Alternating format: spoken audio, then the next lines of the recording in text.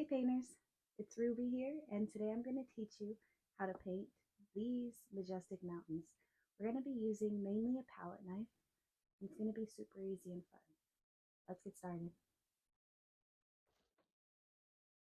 So we're starting off with the liner brush and we're just going to lay in the shape of the mountain.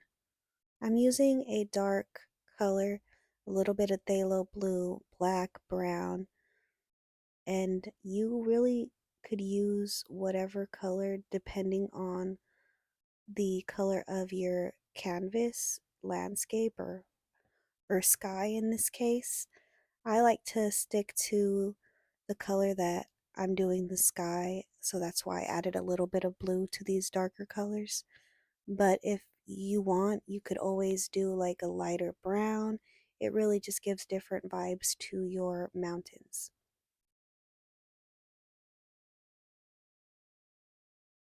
And use the least amount of paint possible. That will make it a lot easier for the top layer of paint to glide onto this one.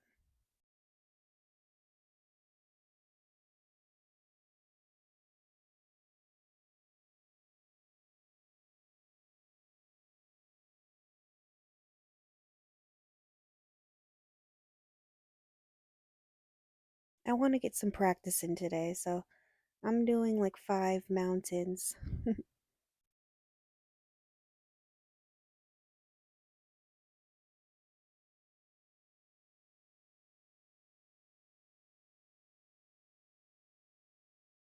Let's make it 6. Why not?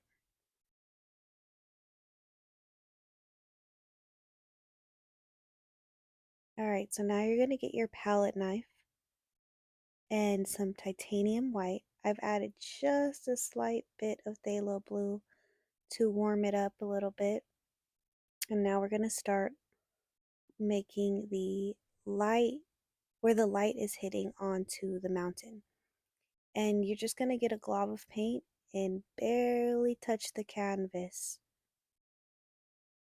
You only want the paint to touch the canvas and not the palette knife. That's really the key. Once the paint glides off your palette knife, then you're going to refill it with more paint.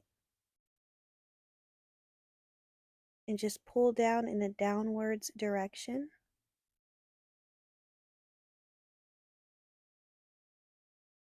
I want there to be another small mountain on the bottom of this mountain. That's why I did it like that, and you'll see it come together slowly.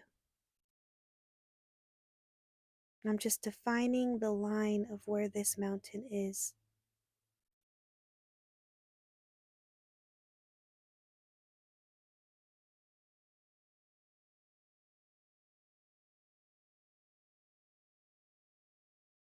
Make sure you're pulling it down all in the same direction.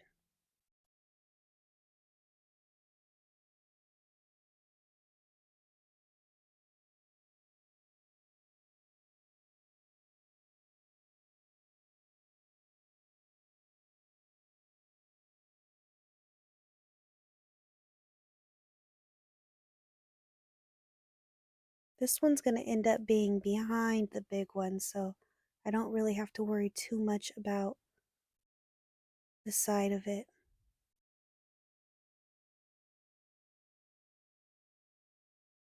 But you see how I'm making it kind of have a little curve to it.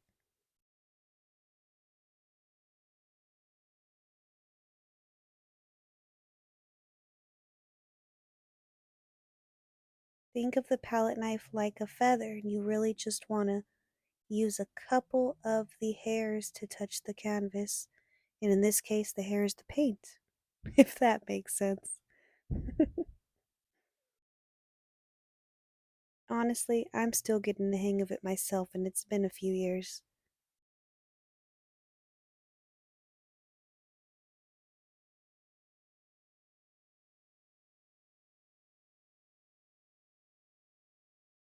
Now you're kind of starting to see the shape of these mountains come to life. It's really awesome.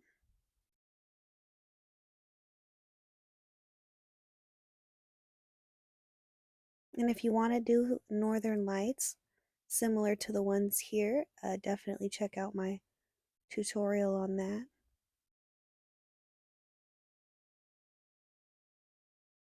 Super fun and easy technique.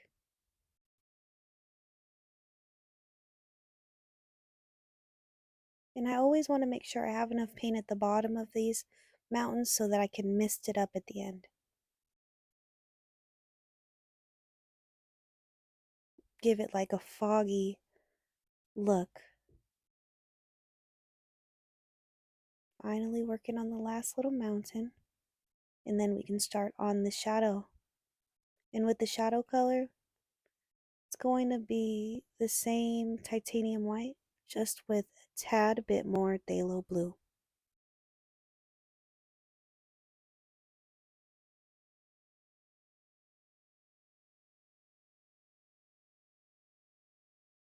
Forgot about this guy.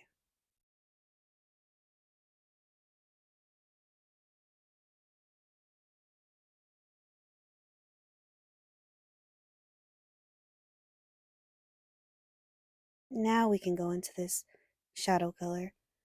And the key to this is pulling down in the same direction, just opposite of what you just did on the other side. So just make sure that you're following the same angles.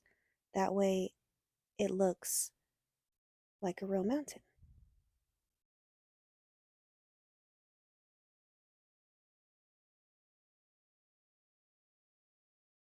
And this one now you could really see it's its own little ridge, its own little shape. Gives it a little bit more dimension to the whole scenery.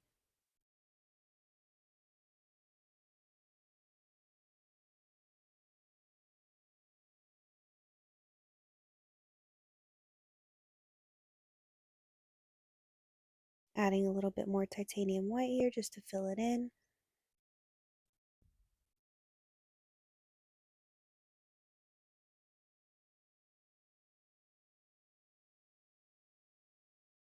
Just scraped off a little paint to give it some definition. And that's the great thing about oil paint is you could always adjust, you could always erase, redo. It's just such a forgiving medium.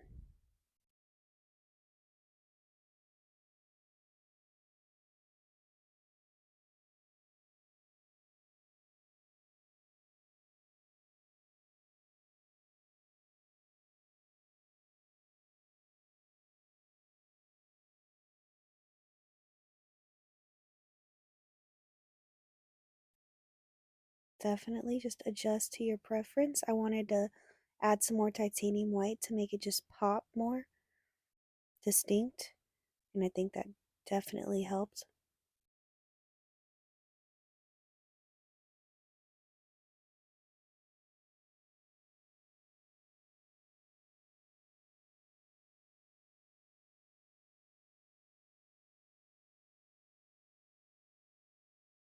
It's going to be a lot of refilling that palette knife. Now I just want to define the tippity top of this mountain before I move on to the rest. Knock all this out. These little gaps here didn't look natural to me, so I just added a little more titanium white.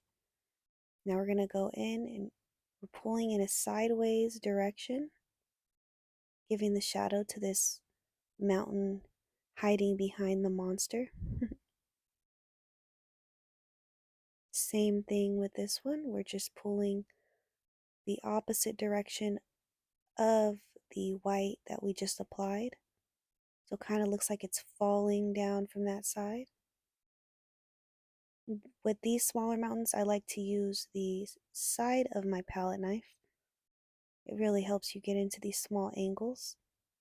And in the end, we can adjust and fix our lines. Like this one here kind of got messed up when I did the shadow, so I'm just adding a little bit more titanium white to define the line. Make it look like it's in the forefront.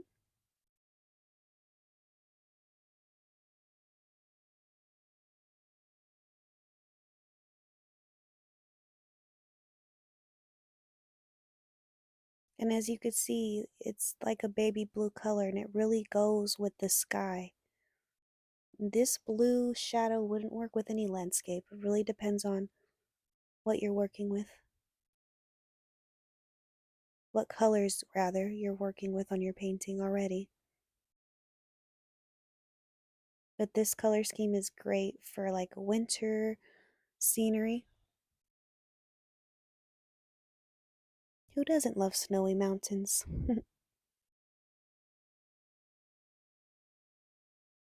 Alright, so we're getting to the last mountain here. I'm just adding some more paint. Decided I wanted to add a little bit more titanium white to these mountains right here.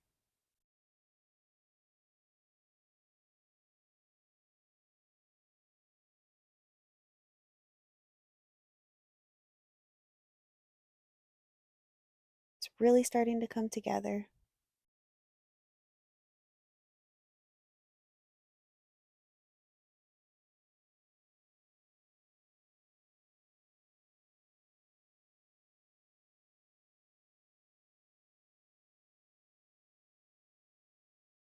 Barely touch the canvas. That is the key. Just only touch with the paint, not with the palette knife.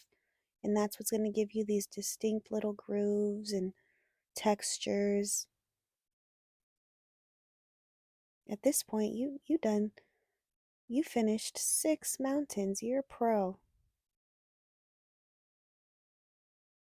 Oh, when in doubt, just wipe it off. The good old finger. I like to wrap the mountains around the whole canvas, but that's personal preference.